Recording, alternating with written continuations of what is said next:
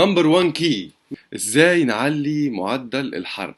ان انت لما بتاكل مور بروتين بيعلي معدل الحرق. في دراسات اثبتت ان انت لما بتاكل بروتين في كل وجبة ازيد شوية معدل الحرق بتاعك بيزيد من 20 ل 30% لما بتاكل في اليوم 3 4 مثلا وجبات.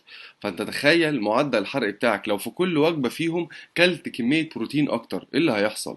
تلاقي معدل الحرق بتاعك اتضرب تقريبا في اليوم في 1.5 على الاقل. ده كمان هيمنعك من ان انت تاكل كتير. اخر حاجة واهم نقطة في موضوع ان انت تزود عدد البروتين في الاكل بتمنع ان جسمك يبقى شكله وحش وهو بيخس. يعني ايه؟